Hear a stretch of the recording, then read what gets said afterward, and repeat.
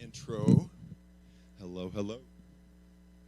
Okay, I'm on now. Thank you so much. And I know we're keeping you busy nowadays back here with all these presentations.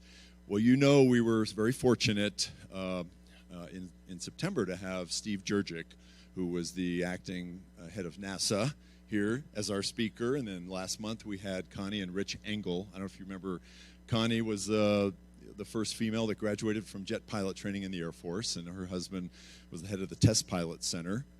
We do have one of his products here, but General Chilton's much more than just a test pilot. But anyway,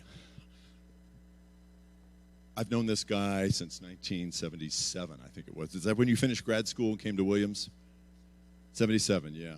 And got to fly with him in formation and all that. I was one of the instructor pilots when he was a student, and he was, of course, one of the very best students that any of us ever saw. But he's going to tell you his story of how he came from just where you are, except he was in Los Angeles and in that area. But he came out here to be a cadet at the Air Force Academy. Then he went to pilot training, and he became a fighter pilot, and then a test pilot, and then an astronaut, and he flew in space for many, many days. He was in this thing called the Space Shuttle, and he was a command pilot of that. And this is very rare that a astronaut, he's the highest ranking astronaut in the history of America. He's a 4-star general. And he was the head of Space Command, in charge of all the space stuff that goes on. Then he went on to be the head of Strategic Command. These commands are saved for the very, very best of the best in our country. And we have him here today, and I know there's about 80 or 90 of us here, and then there's another 50 beaming in from all over Colorado for this, and you're in for a real treat. Just to tell you, to be a 4-star general, of all the second lieutenants that graduate from the Air Force Academy, Reserve Officer Training Corps, and Officer Training School, about 26 become lieutenant colonels. 8 become full colonels, like I did. 1 becomes a 1-star general. And of that 1, 2-star, 3-star, 4-star. 4 stars, as high as it goes. We're talking the creme de la creme. We are so fortunate to have this man with us today. And of course, he's got 4 daughters. Some of them are following in his footsteps. And then he'll tell you about his amazing wife. Many of us have amazing wives. Where do you hear about his? General Chilton, thank you so much. Thanks, buddy. Thanks, Mark. I really appreciate the introduction, Mark. You know, Mark makes a big deal out of me being a 4-star, and I thank you. But in our house, we have a 5-star. That would be my wife, and so she always reminded me that when we were home, she outranked me by 1 star, and I think that kept things pretty nice on the home front there. It kept me humble, and she's done a great job throughout my life. I want to ask you guys, who here is interested in aviation? Okay, that was a pretty safe bet. Who here likes math, arithmetic? Okay, science. Do you like science? Anybody like English? Okay, geography, history.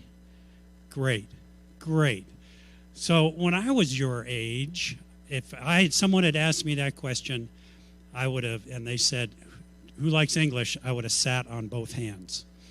Okay, but if they said, "Who likes math?" I'd have put both hands up in the air. But it doesn't matter. You know, what's really important is what you like.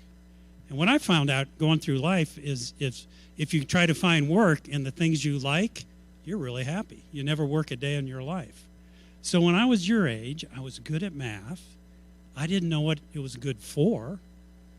It was kind of like solving puzzles for me. I never imagined I would ever use math in my career, or whatever that was going to be. It wasn't until much later that I found out it was a great tool that opened a lot of different doors for me to do a lot of different things. What I was really interested in, though, when I was your age were a couple things. Playing baseball, going to the beach, because I grew up near the beach in Southern California, and surfing, and airplanes.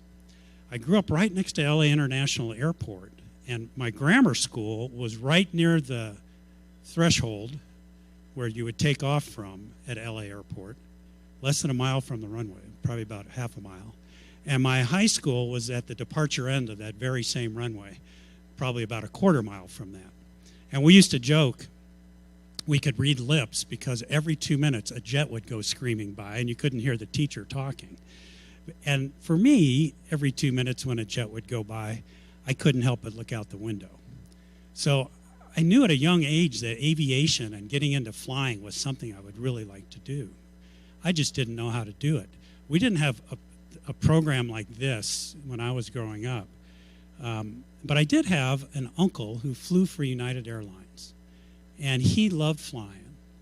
And my father was an aeronautical engineer, flight test engineer, and my mother had been a stewardess back when they called them stewardesses in the 1940s. So we had this kind of aviation in our family that didn't discourage me, but it actually encouraged me to think about it.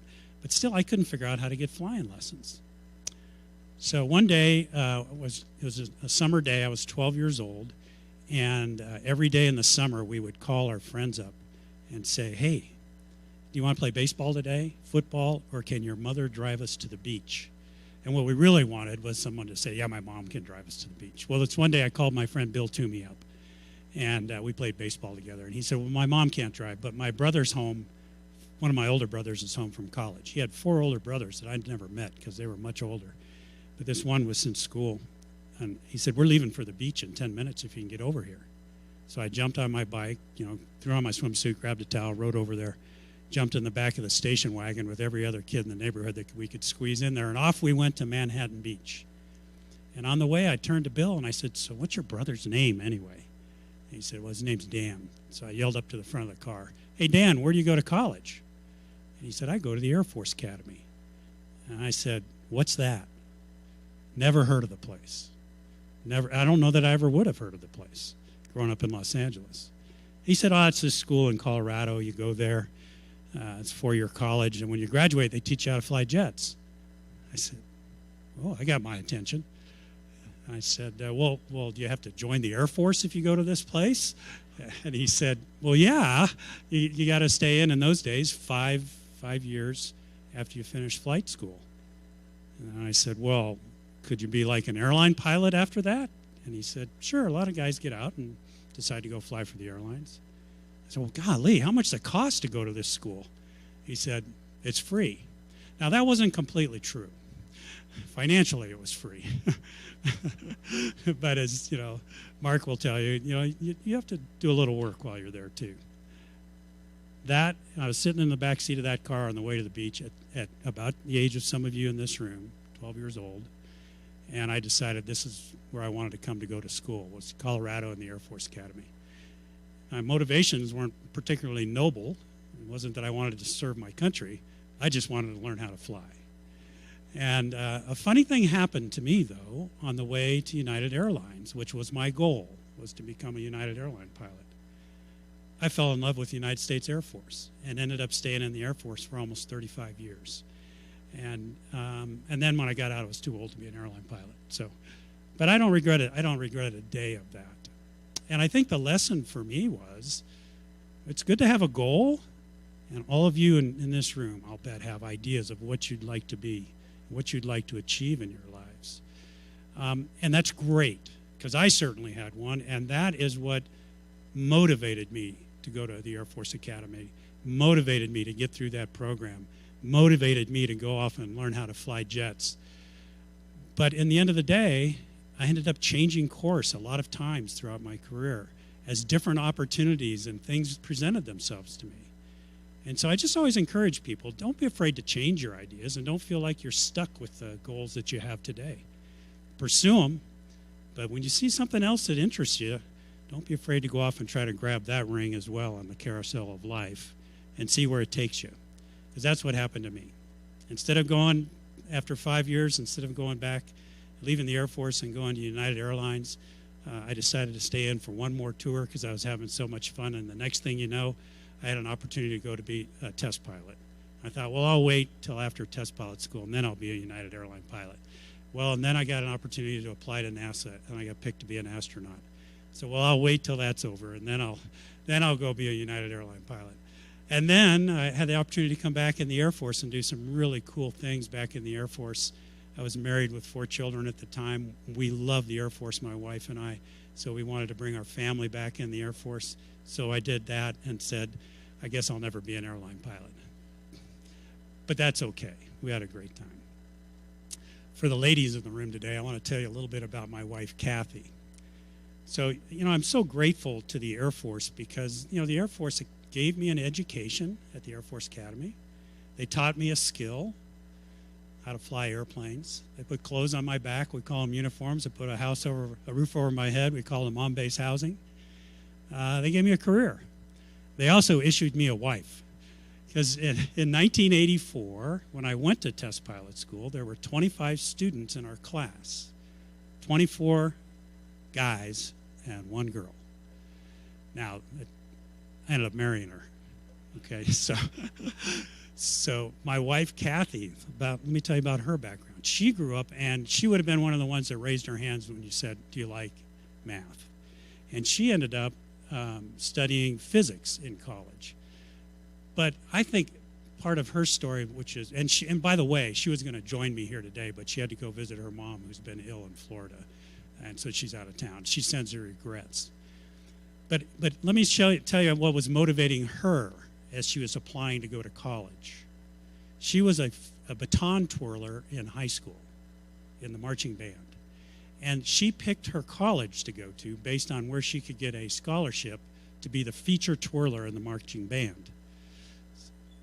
And then she decides to study physics. So, kind of a kind of a left and right brain person here. She goes off to college on a baton twirling scholarship after her first semester. And, oh, by the way, it only paid for fall semester during football season. She was wondering how she was going to pay for her second semester when ROTC came knocking on her door because she got straight A's in her first semester and said, how would you like a ROTC scholarship? And she thought, yeah, sure, I'll do that. Pay for school. So she finishes, joins the Air Force as a physics major. The Air Force didn't need physicists at the time. They needed engineers. So they waved a magic wand over her head, made her an engineer, and sent her off to Wright-Patterson Air Force Base to be a flight test engineer, where she started to fly, not in the cockpit, but in the back seat of airplanes to do testing of new systems. And she did so well, she got nominated to go to test pilot school and was only the second woman in the history of the Air Force in active duty to graduate from test pilot school. And I was lucky enough to be her classmate, and that's how we met. And she ended up flying in F-16s, F-4s, T-38s, every fighter we had, all the big airplanes, not in the front seat driving, but standing behind the pilot telling him what to do and collecting data on that.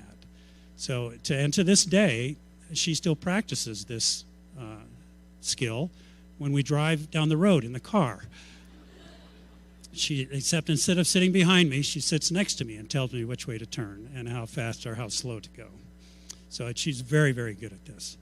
Kathy continued on as we started our family, and I was at NASA. She could not get an assignment there in the Air Force, so she left active duty, joined the reserves, and she actually served 37 years in the United States Air Force, combined with her active duty and reserve time, and retired as a 2-star general. 2-star at work, 5-star at home. So she would say it's actually cumulative. She said that's 7. So, it's amazing how, a young girl whose primary interest is being a baton twirler, finds her way into aviation and flight tests and a career in the Air Force. And how a young kid who's really more interested in baseball and surfing, with a little interest in aviation, stumbles into the path that I was able to stumble into because I needed a ride to the beach one summer when I was 12 years old. You'll find your passion along the way. Pursue it. And you'll know what you're good at, whether it's math or English or history. You'll know what you're good at. And I've always found if I do things I'm good at, I'm a lot happier than if I try to do things that I'm not so good at. That's usually frustrating. Okay. So, you know what? There's an old saying amongst astronauts. A lot of us were fighter pilots. There's an old saying there that said if you want to get a fighter pilot to stop talking, All you have to do is tie his hands behind his back, because they're always doing this. You know, they're always moving their hands around saying, you know, I was about to shoot this guy down or whatever. For astronauts, if you want to get them to shut up, you just unplug their audio visual, because they can't talk unless they're showing a movie or slide deck. So I brought a movie. So we'll take a little bit of time today to watch the movie, and then I kind of want to open up the floor to your questions, okay? You can ask me anything.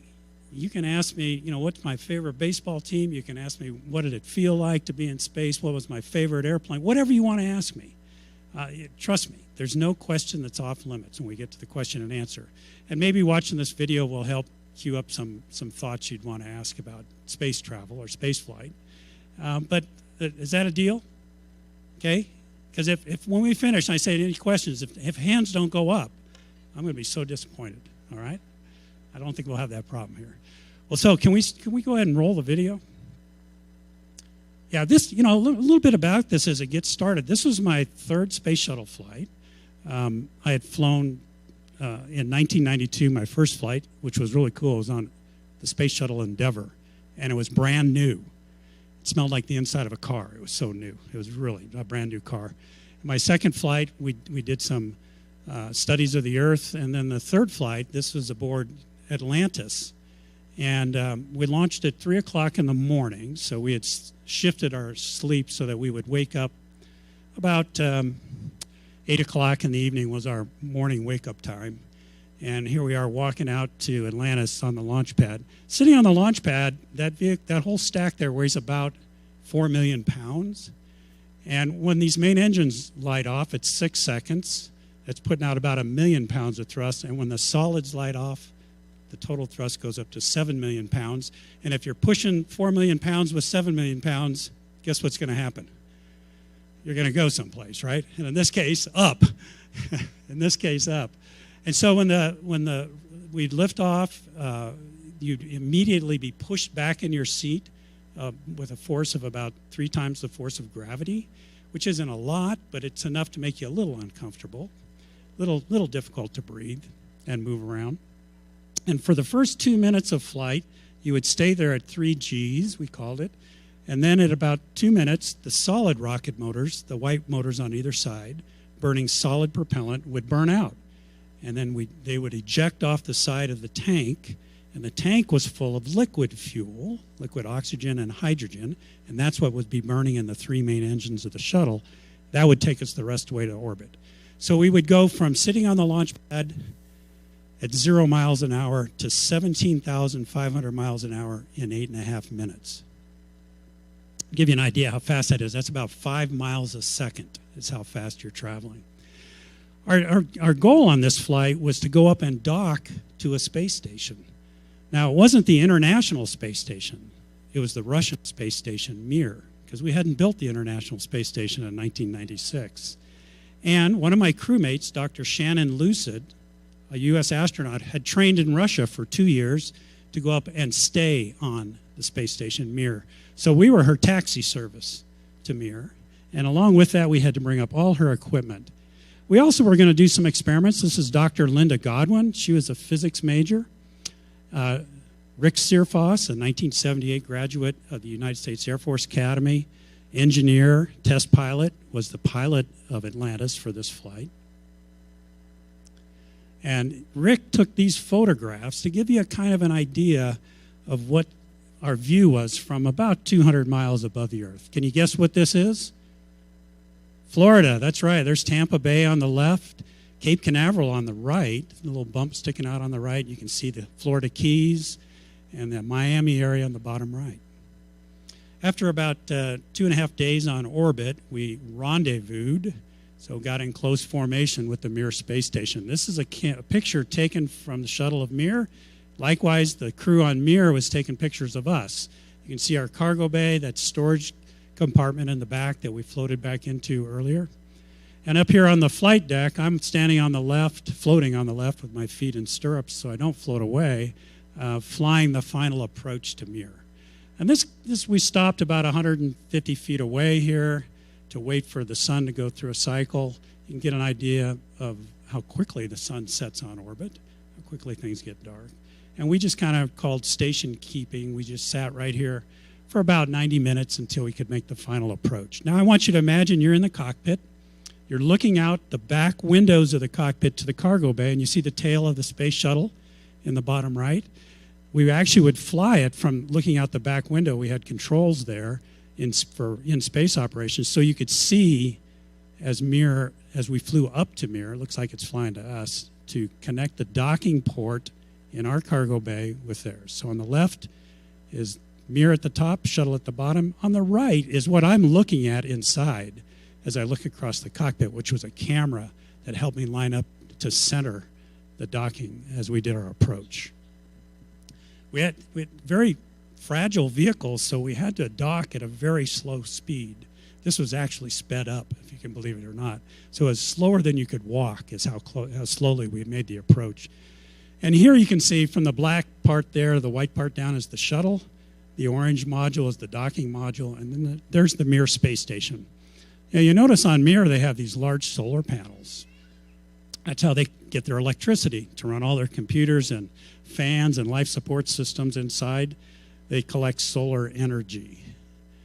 So that's the purpose of that. You'll notice also the space shuttle didn't have solar panels. So there's a question for you. How did we make our electricity? And we'll talk about that in the Q&A if you'd like. After we docked, we neutralized the pressure between the two vehicles and opened the hatch. And there were two cosmonauts who were aboard Mir, who we had trained with on the ground in Houston and in Russia. And they had launched a month before us. So this was a great reunion, a chance to get together with these new friends we had made in training in space. And there's Shannon, and she had trained with these guys for 2 years because she had to learn how to speak Russian. She had to learn how to operate the Mir space station. So they were so excited to see their sister Shannon come back and rejoin the Mir, or join the Mir crew. And now we're going to float through Mir, and you'll notice it's really pretty cluttered as we go back through here.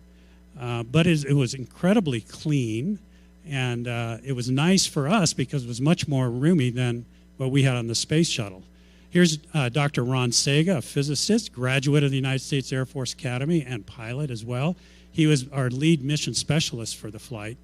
And then here's something I thought I would never see growing up in the Cold War, a Russian cosmonaut carrying the American flag into the Mir space station for us to hang on the wall, which they did. So now we're inside the main control center of the Mir space station, much roomier than the shuttle, and doing a press conference. Again, kind of just a view.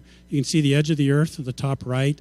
We're not so far away that we could see the whole Earth when we were in orbit in the space shuttle, but you could see quite a good distance. We brought up some equipment for Mir. These are gyroscopes that they used to stabilize their space station. Some had malfunctioned, so we carried them up in our cargo bay internally. There's another thing. We produce a lot of water on the space shuttle as we produce electricity. We drink the water, and the water we can't drink we throw overboard. What did they need on Mir to live up there for so long? Water. So the excess water we would normally throw overboard, we collected in these large canvas bags that had liners inside. We left about 15 of those up on Mir so they could have drinking water, extra drinking water for the coming months. And then we had to transfer all of Shannon's equipment as well as some experiments to Mir. And here's Ron floating through the tunnel that goes back to the cargo module in the back of the space shuttle. This is kind of neat. That piece of equipment next to Ron probably weighs about 100 pounds. And he got a call on the radio, and he just let it float in the middle of the room there. So when things are weightless, it's really kind of fun and easy to work with, even some large things. What I was worried most about is that we would transfer everything over and then mistakenly transfer things back, like Shannon's toothbrush or something like that, which would have really upset her. And so we had to keep track of all the logistics as things were floating around and where everything was going. Linda here and Ron both participated in some science experiments aboard the space shuttle where we were seeing if we could start the germination, in this case of soybean seeds, in orbit. So it was the beginning experiments to understand, can we grow things in zero gravity and how would they behave? This is mealtime aboard the space shuttle. You notice we just eat with spoons, plastic bags that we rehydrate our food with, and it was really pretty straightforward, and the chow was pretty good. Shannon here was sending an email message to her family before she transferred over to the Mir station. This didn't come out very well, but while we were up there, there was a comet called Hyakutake that was passing within view of Earth, and we tried to capture a picture of it on orbit, and it was in the night sky, so it didn't come out well, but it actually had kind of a green tail behind it. It was really beautiful to see from space. One of the other things that we were supposed to do on the mission was a spacewalk. And so on this particular one, Rich Clifford and Linda Godwin made the spacewalk. What we had were these, we called them aluminum suitcases, and you'll see them here in a minute, in the shuttle cargo bay. They wouldn't fit through the hatches, and so we had to carry them up outside in the cargo bay. But we wanted to put them up on the Mir space station for a reason. Because when you opened up these suitcases, inside of them were things, different kinds of paints on material, different types of material. Also, another one had this stuff called aerogel in it, which is kind of like flypaper. And we wanted to put them on the Mir space station. There's one of the suitcases, as we call them, and open them up and leave them up there for about a year and a half. Because we were still designing our space station. We were trying to understand what were the right materials to use, how would they age in space, and also what was the micrometeorite environment like. And that's what the sticky fly swatter stuff was, which was kind of a gel. It would collect these micrometeorites that would hit, and we'd kind of get an idea of how much, how often were they there. So here's the micrometeorite one. Actually, you can see the little squares actually had a gelatin material in it to collect meteorite impacts. So they transferred 4 of these up onto Mir, and they were left there. And a year and a half later, another shuttle came up with another crew exchange, did a spacewalk, retrieved these, and brought them back to the Johnson Space Center in Houston to help inform the design of the International Space Station. So again, another view of just kind of give you the edge of the Earth there, and what it looks like from space. We were only docked for 5 days, and the time went by too quickly. It turns out the Russians are really big on signing things. So, we autographed a lot of things for them. We signed the wall inside the Mir space station, and that now sits at the bottom of the Pacific Ocean to be discovered someday by somebody. And then we said goodbye to Shannon. She was our buddy, our crewmate, our American colleague. And I'll tell you, we weren't prepared for this part. We were prepared for all the technical stuff, but there wasn't a dry eye on the shuttle or Mir that day as we said goodbye. We knew we'd see Shannon again one day. I'm not sure. We didn't think we'd ever see Yuri again. Weren't sure. So here's a view from Mir, looking down at the shuttle, the overhead windows. They're going to zoom in on, that's the Sahara Desert in the background. They zoomed in, and that's me waving goodbye to the Mir crew before we separate. And now you're going to see us back away. It looks just like docking in reverse. So on the left side, that's your view out the back window of the shuttle if you were flying it. And on the right is your camera that's mounted inside the center of the shuttle looking up at that orange docking mechanism which had a target in it, which helped me align the shuttle to there. This is kind of cool. You don't ever see this because no one's ever outside when these jets are fired. These are our reaction control jets that we're firing. I'm firing inside the cockpit, which help us back away from Mir. Okay, these are the rockets we have on board the shuttle, had on board the shuttle for maneuvering. And again, just a view, a split screen view on the right was through the camera and the left was out the window. We backed out to about 600 feet away, and then I turned control of the shuttle over to my co-pilot, Rick, and he flew a loop all the way around Mir. It took a whole revolution of the Earth to do this. And while he was doing that, we were taking pictures of Mir. Again, to kind of understand what kind of damage had been done to Mir. It had been up there for 8 years, and its exposure to micrometeorites, etc. And sure enough, you could see holes in their solar arrays. You could see some leakage of some lubricants around there. I love this picture. That's the Great Barrier Reef off Australia we're flying over, so you can see down into the water. You can see the reefs, and we're right on top of Mir, looking straight down at the Earth from there. And then we started to back away. And this, to me, looks like a Steven Spielberg model, but it's actually really truly a space station with 3 very good friends on board as we backed away. And further we got away that day, pretty soon Mir just looked like every other star in the sky. And that was kind of humbling to imagine that That little point of light holds the lives of 3 humans.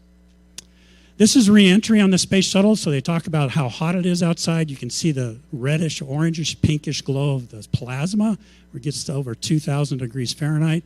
Ron, actually, that was him. He's holding this camera in his lap, taking a picture out the overhead window. That's the wake of the plasma coming back together and breaking apart and then reforming. And every time it did, it was like someone set off a flash bomb in the cockpit as that energy was turned into light.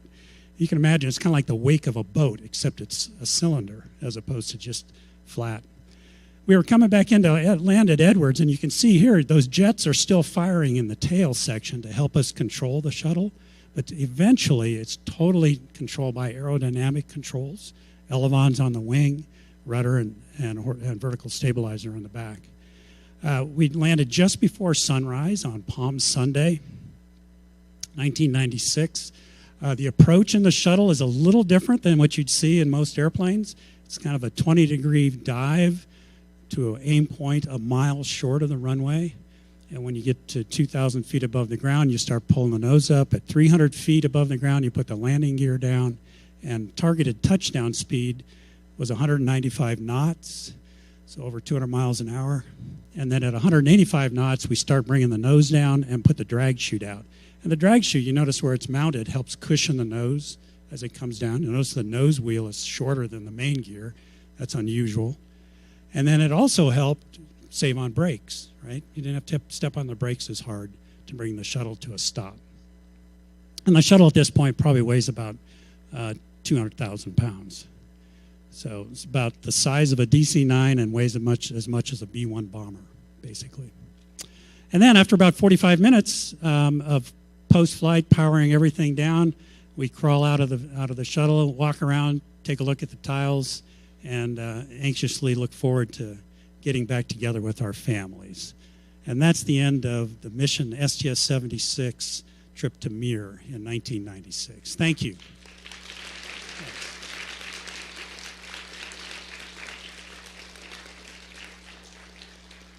All right, I think that saves us plenty of time for questions and answers. So why don't we go ahead and dive right into that? And I saw the first one come up here in row 2. So go ahead.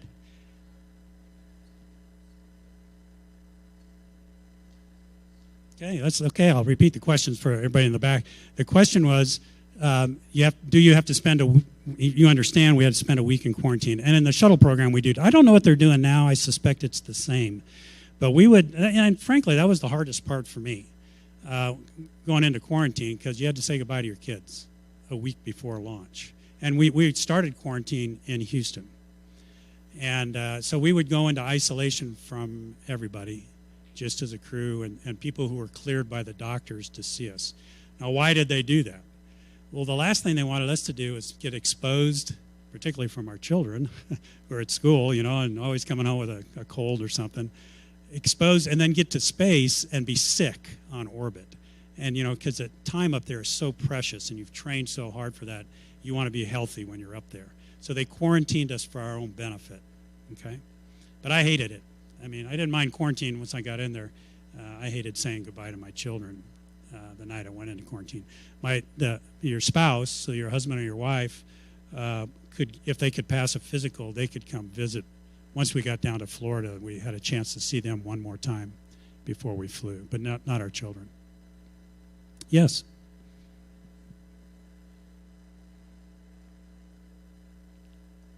Okay, once we decide to come back to Earth from space, how long does it take? You remember I told you it took, what, 8? Well, let's see who was paying attention. How long did it take to get to space? About 8 minutes, about 8.5 minutes. Yeah, that's how long the rockets burned, okay? Coming back was more like 40, 45 minutes. And we would actually, to come back from space, when you're going around the Earth, you have to slow down. So, okay? And we would do that slow down burn almost like completely on the opposite side of the world from where we were going to land. And then we would hit the atmosphere where you started to see the bright glow outside and it started getting really hot, about 4,000 miles from touchdown at an altitude of about 400,000 feet. So it was a very gradual, slow reentry to go from 400,000 feet and 4,000 miles away to slowly come back down in the atmosphere. And what you're doing all that time is slowing down and turning all that speed is turned into heat. And you have, that's why we have the tiles on the bottom of the shuttle to protect us from that heat. But we had to get slowed down so we could make the landing, right? So you're constantly decelerating once you hit the atmosphere 4,000 miles away from touchdown. And that whole process takes about 45 minutes. Okay? Yes, in the back. The most difficult training, and throughout my career, okay, there's physical training and then there's mental training, right? So probably physical training was basic training at the Air Force Academy, okay? Because, after that, you stay in shape, okay, but coming from a kid from Southern California growing up on the beach to 7,000 feet and having guys like, Colonel Hyatt yelling at you and making you do push-ups and run and chin-ups all day long, that was tough. That was tough. But the shuttle training, believe it or not, there wasn't a lot of physical aspect to it. I think the people they hired into the program, they kind of assessed that we were all type A people who liked to stay in shape. And so you were just self-motivated to do that. And I was throughout my career. So the tougher training was the mental side, right? The education piece. And I would say the hardest was learning how to fly the space shuttle. And frankly, I just thought, well, it's going to be just like any other airplane that I'd ever learned how to fly. So how hard can that be? Because by this point, I'd already gone through flight training.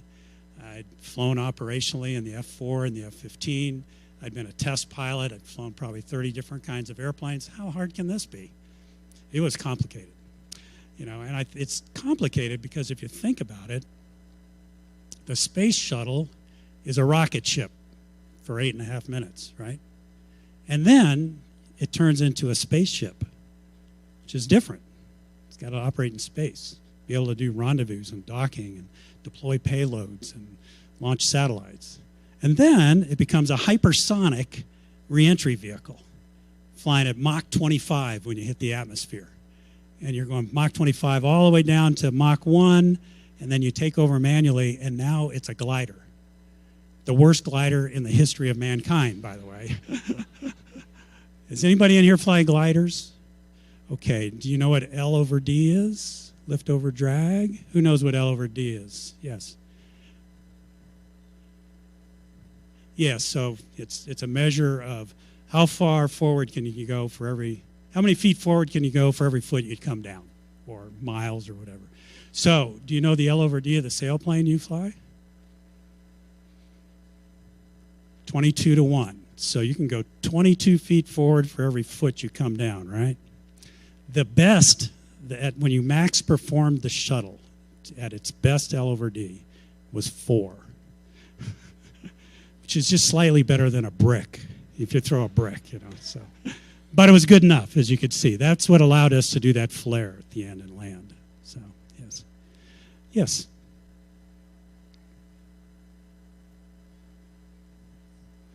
The hardest thing I did while I was in space. Physically, it's not hard at all if you're inside the cockpit, because you're just floating, right? The only reason you need legs is to have feet on the end so you can stick them in loops so you don't float around. You get to be Superman, for me, all day long. You don't walk anywhere. You want to go over there, you just kind of push off and off you go. And so it's really physically, other than some internal changes that happen in your body, which you have no control over, physically it's not that hard. So again, I'd say the difficult stuff was the mental piece. And it was actually our first flight, which I didn't talk about, but we trained to capture this satellite that was going around the Earth, and we had to fly up next to it. And the satellite needed a new rocket motor attached to it.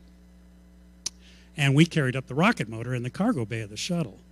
And we had this great plan that we had practiced for 1.5 years on how we were going to capture that satellite and hook it up to the rocket.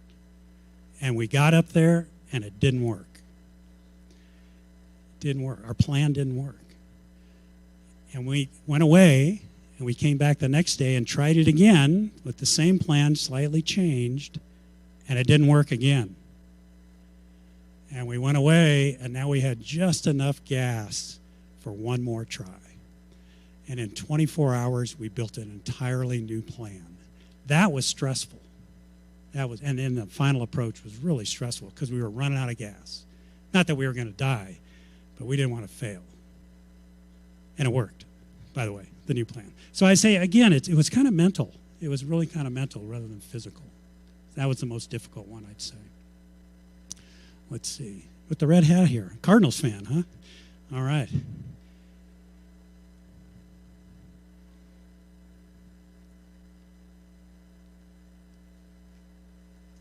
Oh, what would happen if we didn't do our we call it the deorbit burn. So to come back from orbit, deorbit, burn, that's the burn to slow down. What if we did it in the wrong spot?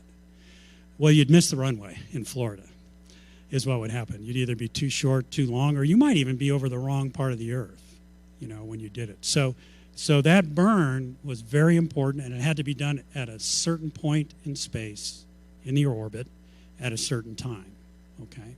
So yeah, that was really, when we relied on our computers on board to calculate that, and the ground, the people working in mission control, also could calculate that, and we could compare those numbers. And they would send up the final burn parameters for us. And what we did, the engines, the rocket engines on the shuttle for changing our orbit once you're in space. By the way, they're in those, you saw the tail, those big bumps on either side of the tail. Those are big fuel tanks with rocket engines on the back. And that's what we would use to maneuver in space and to come home. You couldn't throttle those engines like you can change your speed on an engine on an airplane. They were either on or off. So full power or no power. So you had to calculate how long did you want to have them on and when to do it. So there was a certain time we'd start the burn and a certain amount of time we'd run the burn and then turn the engines off. And we'd do this through the computer. Does that make sense? It was really important to be accurate there. Because as you say, if you did it in the wrong place in the wrong time, then you would never make it to the runway. Okay? All right. Yes. How does it feel to drink water in space? And I can talk about eating food too, because you saw us, eating with our spoons up there. It feels normal, actually. And even though you're in a weightless environment, and people think, well, gosh, how does it go down? You could hang upside down at the jungle gym at your school and drink water, right? Yeah. So it's all the the muscles that we don't even control that are in our body that bring food and water down to our stomach still work in space. So even though we were weightless, you didn't notice any difference when you were eating or drinking up there. Yeah. Yes.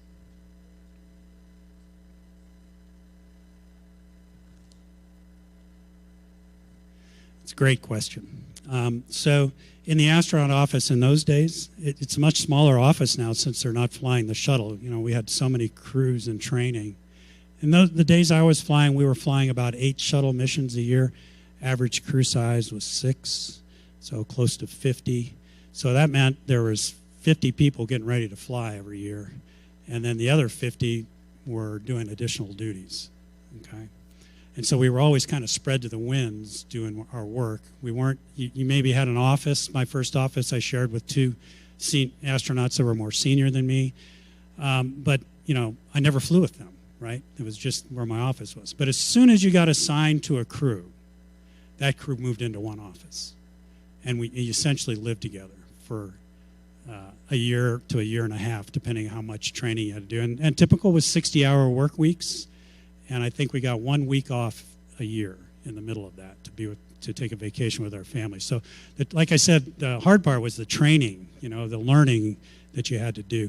But it was in those time periods where you're living in the same office, you're going to the simulator together.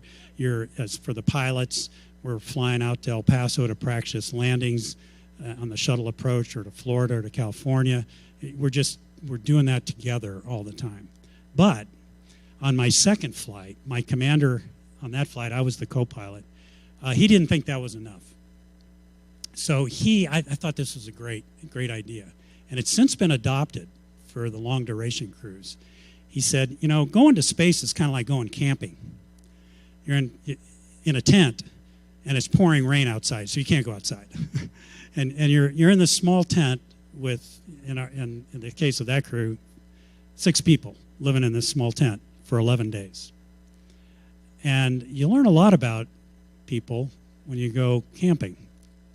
You find out who cleans up after themselves, who does things without being asked to do things that for the betterment of the team. You kind of start to discover that.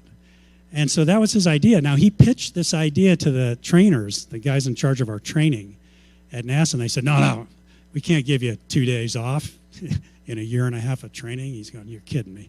So he said, well, look, we'll take all our cameras that we had to learn how to shoot all those pictures with all these different cameras. We'll take our cameras, and there'll be training days for cameras during the day, but we'll camp out at night. And so they let us do it. And that was his thought was, how do I bond this crew together better? Okay.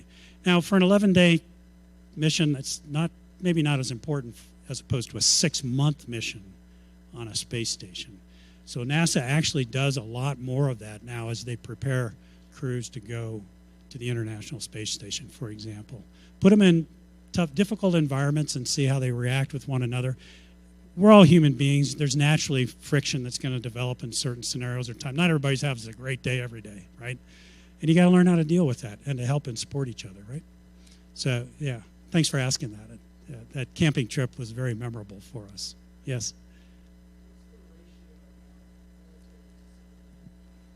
I don't know what it is now. When I was there, it was probably about 60% civilian, 40% military.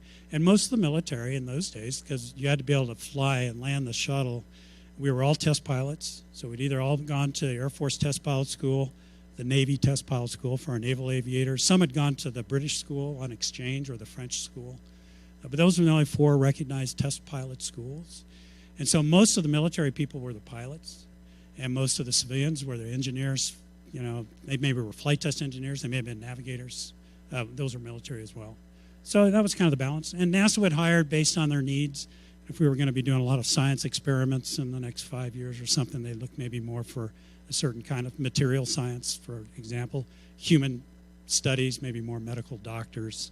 But, you know, everybody that I worked with there were just amazing people. You know, incredibly well educated, but very practical too. Most had other hobbies like skydiving or mountain climbing or scuba diving. They were just an interesting, fun group to be with. See, you've already asked one, but I'll come back to you. Let me grab someone who hasn't. Yes?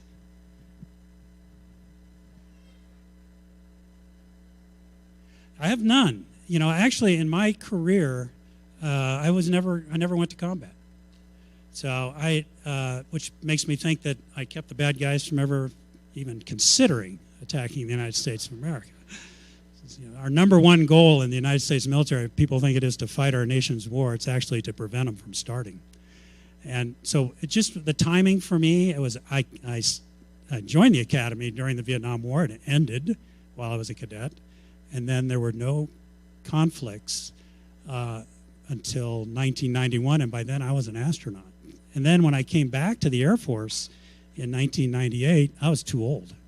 So, you know, I never did get into combat. So the answer is 0.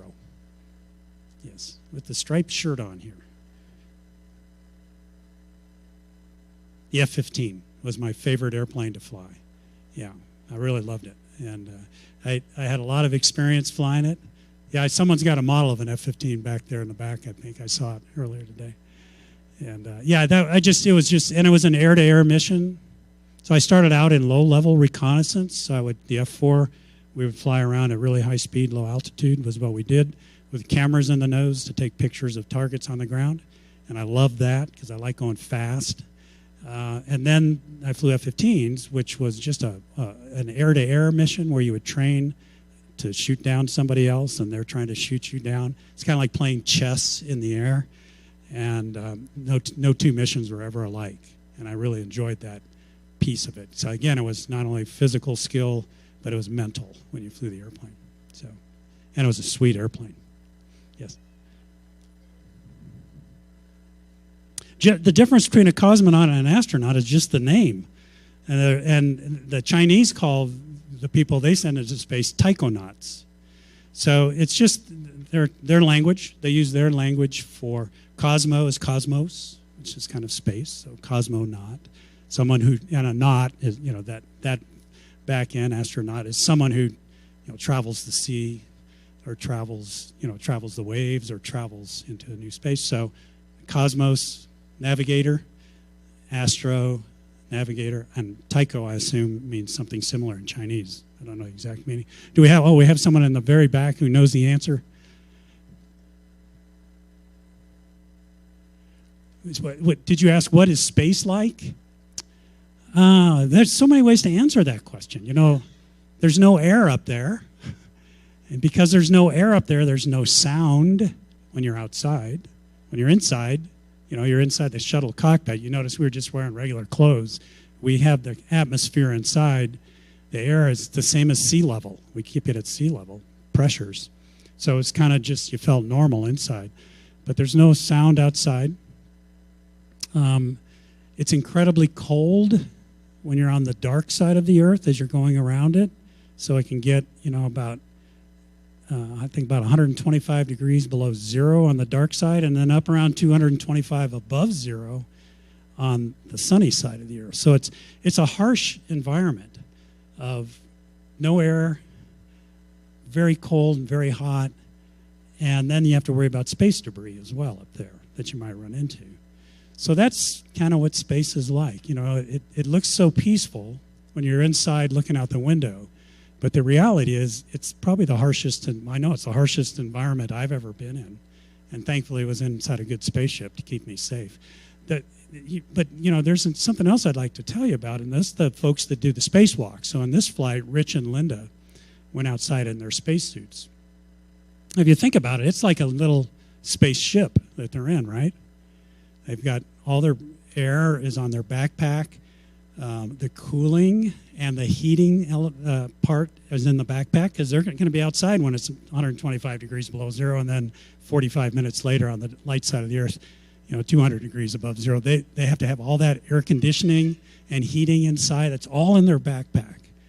And then inside, so that they can have pressure to stay alive, they're really inside a balloon, aren't they? So you'll notice anytime you see these people doing a spacewalk, even today on the space station, if you watch it on the NASA channel, when they're not doing anything, this is what they look like. Why is that? You ever blow up a balloon that has different shapes in it? That's what their balloon looks like. It looks like this. Which means, and also their hands look like this, because they're inside the balloon too.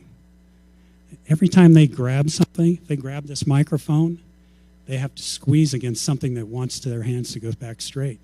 Every time they move their arm to grab something outside, maybe if it's that aluminum suitcase, they're pushing against a spacesuit that wants to be like this. So that is the physical side of being in space. I never did a spacewalk, which is why I could say I never really was physically strained. But the astronauts that go outside, they have to stay in shape, strength-wise, for sure, because they'll come back in after a 7 or 8 hour spacewalk, and they are physically shot from maneuvering against that suit that always just wants to be a balloon in this position, right? Great question. Thank you. Yes. I did with one. Yeah, so there were Yuri and Yuri were their name. Yuri Onufrienko was the commander, and Yuri Usachov was their board engineer, they called him. So Yuri Onufrienko had been a fighter pilot. You know, ironically, he was a fighter pilot in the Soviet Far East in Vladivostok, flying Soviet fighters when I was flying F-15s in Okinawa, Japan. So we were actually on opposite sides of the fight in the 1980s, and then we became friends and went to space together. But I've not seen Yuri Onufrienko since then. But Yuri Usachov has come to America a few times, and we've had a chance to get together. And he was strictly an engineer. So the Russian Cosmonaut program was very similar to ours. They had pilots, and then they had engineers and scientists. Yes? What's sleeping like in space? it's different. And for me, I didn't sleep well early on. Particularly on the first flight, it took me a while to get used to it. And NASA anticipated this because a lot of people reported it. So they would give us sleep medications that you could take if you needed it. And after about 3 or 4 days, I started taking them because I was getting so tired. So I was just not getting a good night's sleep. So why is that? Who likes to sleep with a pillow? I do too. Can you imagine how you're going to sleep with a pillow when you're weightless? Who likes to have blankets laying over them? You have that nice snuggly feeling when you got blankets. So do I. Yeah, you don't have that feeling. You get up there when you fall asleep, you have no feeling at all. You don't feel a thing. You know, the closest thing I can describe it to is if you, on a summer day, if you're in a swimming pool that's got nice warm water in it, so it doesn't, you're used to the water temperature. Nobody else is in the pool, so it's totally calm. You just float out into the middle, take a deep, deep breath, and lay face down on top of the water, and don't move. And after about 10 or 15 seconds, you realize you don't feel anything because you're just being supported by the water. There's no motion in the water. That's what it feels like. It's really hard to get this feeling on Earth. That's the closest I've found to it. But for me, that was distracting for sleeping. So NASA tried to think of some ideas to help us with that. We sleep in sleeping bags that had hooks on each corner, so you could hook it to the wall. I would hook mine between the instrument panels and the cockpit in the back behind the pilot and commander's seat so that I could float and look out those overhead windows and watch the Earth go by and then try to fall asleep. Of course, that's why I wasn't falling asleep, because I could never stop watching. It's like watching a really good movie. You don't want to miss it. And then for the pillow feeling, NASA put a strap on there was a block of foam in the back of the sleeping bag, and there was a strap with Velcro on it. So you would literally Velcro strap the pillow to the back of your head so you'd have that feeling. And then they had straps on the sleeping bag that you could tighten to try to get that feeling that you had covers on you. But you were just floating, and that was difficult for me to get used to. Other people didn't have any trouble, but I eventually did. Thanks for asking. Yes? No. One. I have one. So I met my wife in January of 1984 when we both started test pilot school as classmates. And we probably started dating 3 or 4 months later as students. But we didn't get married until 1988. So that was 4 years later. If I had it to do over again, I'd married her sooner. That's my only regret. Of course, Kathy reminds me we have 4 daughters. She says, if you'd done that, we'd have 6. And I said, well, maybe it's a good thing we waited. Let's see. Yes, sir. So in test pilot school, they try to expose you to many different airplanes. So I probably flew 15 or 18 different airplanes in test pilot school. Everything from biplanes to different gliders to A-37s, T-38s, F-4, F-16, F-18, blah, blah, blah. Anything they could run you by, they try to give you a chance to fly at least once. And then when I graduated, though, we weren't really developing any new fighters at the time in the Air Force. But we were developing new types of weapons, so GPS-guided munitions, new air-to-air weapons for the F-15. So when I graduated from Edwards Air Force Base in California, which is where the test pilot school is, many of my classmates stayed there. Kathy and I both got sent to Florida, to Eglin Air Force Base in the panhandle of Florida near Destin, Fort Walton Beach. And there we flew, the squadron we were in was really neat. We had F-15s, F-16s, F-4s, T-38s, A-10, F-111s, and helicopters. And we tested all kinds of new bombs and electronic warfare equipment, new radar tapes, and shot new missiles while we were there. And we all were dual qualified. I was qualified in all models of the F-4 and the F-15. So long answer to your question, but kind of help you there. Yes? I regret that I never did. Kathy, my wife, was the test engineer for it, and she did a lot of work on on the A-10. And of course, it was single seat, so she would, when she flew with it, she'd fly in the chase plane, a T-38.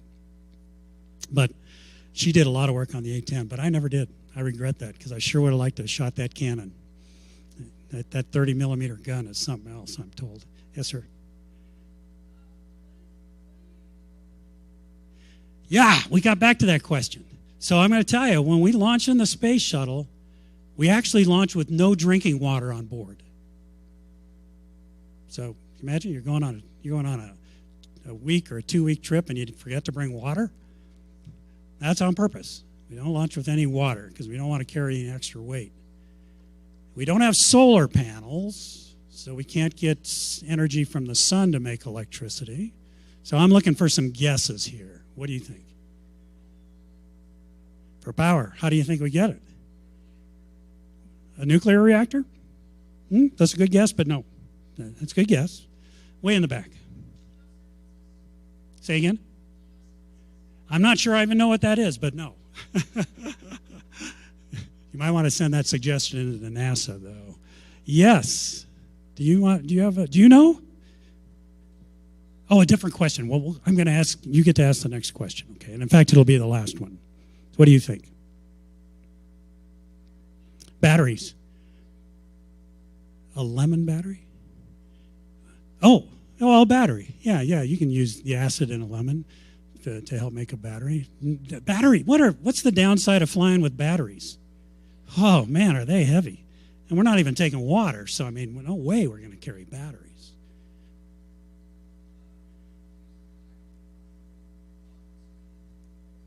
Aha! It's exactly right. So when we would launch, great answer, we would launch with tanks in the cargo bay that had, some tanks had liquid oxygen in it. Why liquid? You can store more, right, than just if it's gaseous. So it's really cold, oxygen turns to liquid, and you get more oxygen out of it. And the other tanks had liquid hydrogen in them. And we would combine those two together in a thing called a fuel cell. Now, you'll hear a lot of people talking about fuel cells nowadays, right, for cars maybe. So you put them together in a fuel cell. You run it through a catalyst, KOH, I think it was. And what happens is it creates an electric current charge. When the hydrogen and the oxygen come together, they form H2O. What's that?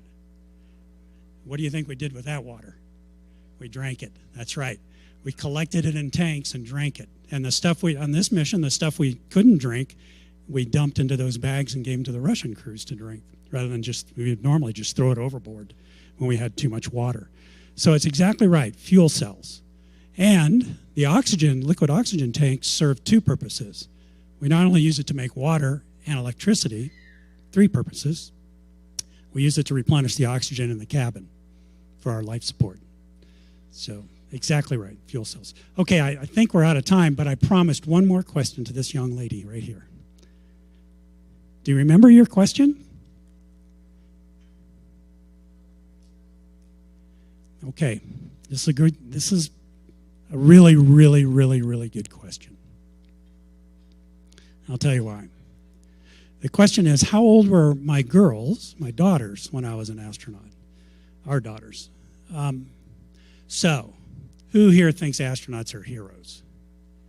Okay, I guarantee you, I don't feel that way. And I don't know a single astronaut who does. How I feel is really grateful for having had the opportunity to fly in space. I'm just so grateful to have had that unique opportunity. And I don't look at myself as anything special. I appreciate it. All those who raise their hands, I appreciate those sentiments. So thank you for that. But I have a different view on who the heroes are in the space business. And I'm going to paint a picture for you here. So is this flight, actually. Remember I said we launched at 3 o'clock in the morning. So, and I think we probably got into the vehicle a little after midnight as we got inside. And getting strapped in. I had to strap all 7 of us in there. Get situated, and then the people that had strapped us in had to get the heck out of Dodge because it had to be 3.5 miles away when we took off. I'm laying on my back in the commander's seat, of the Space Shuttle Atlantis. And there's no place I'd rather be on that moment, that morning. There's no place on earth I'd rather be. I was so happy. This had been something I really wanted to do ever since I became part of NASA, was to command a space shuttle mission with a great crew, with a great mission in front of us. I was so relaxed, I actually fell asleep and took a nap during the period while they were strapping in the rest of my crewmates. They strapped the commander in first, and it takes about an hour to get everybody strapped in. I fell asleep. That's how relaxed I was. So no place I'd rather be. 3.5 miles away is the next nearest human being that's not inside an armored personnel carrier, and that is the Launch Control Center. And on the second floor of the Launch Control Center is my wife, Kathy, and all the other spouses of our crew. And at 10 minutes to 3 in the morning, we come out of what we call the 10-minute hold, and they pick up the final countdown for launch. And someone walks into the room where Kathy and a bunch of sleepy children are and say, it's time to go to the roof. And they walk up a ladder and come out on the roof of the Launch Control Center. A cold breeze is blowing off the Atlantic Ocean that morning, so it's kind of chilly. And there's no rail around the edge of the roof. You just kind of stand back from the edge. And looking from that perspective, where I have stood and watched other crews launch, across total blackness, and all you see is this brilliantly white lit up space shuttle on the launch pad 3.5 miles away, and it's beautiful. But inside that sits her husband on top of 4 million pounds of high explosives. And in her right hand, she holds the hand of our 6-year-old daughter. In her left hand, she holds the hand of our 4-year-old daughter. Kevin Kriegel, a good friend of ours, is standing next to her, holding our 2-year-old daughter in her arms. And Kathy is 8 months pregnant with our 4th child. Now, who's the hero in this picture? Wasn't me. In fact, if we had switched places, they'd have had to carry me in a stretcher to that roof to watch my wife launch off the launch pad. I couldn't have walked up the stairs. So it's the families, as it is in most endeavors like this, whether it be flying fighters or whatever, that are the true heroes. Because not once in my career as a fighter pilot, an astronaut, U-2 pilot, the other things I got to do along the way, did Kathy ever say to me, please don't do that anymore? Because she knew how much I loved it. And she appreciated it because she had done it herself. She would have traded places with me that day if she could have. But I couldn't have traded places with her. Families are the real heroes. Hey, ladies and gentlemen, it's been great to spend time with you. Thanks so much. Great questions. And thank you. Thanks, buddy. Hey, and I want to give you my very best wishes for what's in front of you today. I'd switch places with you, because particularly if you want to be in the space business, it's never been more exciting than where we are right now. And some amazing things are happening, and they're going to continue to happen throughout your lifetimes. And so, you're focused on aviation, aerospace, aviation, space. Doesn't matter what you do, if it excites you, try to be a part of it, because you'll love it. Thank you. Thank you so much, General Chilton. The best. I've heard you talk a lot of times in our 50 years together, and that was the best. Thank you so much. This man is a national treasure. No, I mean, when I say national treasure, he's really special. And to have him with Falcon Aero Lab today, we are so fortunate. He mentioned a guy named Steven Spielberg. Does anybody know who Steven Spielberg is? He's one of the leading, maybe the top movie producer in America. My wife Debbie's friend Renee grew up with Steven Spielberg in North Phoenix in Arizona. And in the early 60s, there was the way you took movies was with a Super 8 camera. And she tells stories of Steven going around the neighborhood taking pictures with his super movies. He loved making movies of all the kids in the neighborhood. And his mom would yell at him and say, Steven, get back in the house and study your math And your science, you're going to never amount to anything. But Mom, I love to make movies. Okay, enough said. Don't ever give up your passion, whatever it is. Thank you, sir. It is chocolate. You're going to love it. Okay, thanks. General Chilton will be around.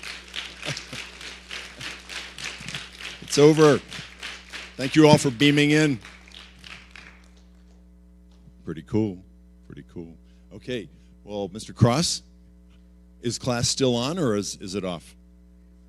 It's off. Okay, I think we're done, so we can get up and move around, and game over. Thanks for being here.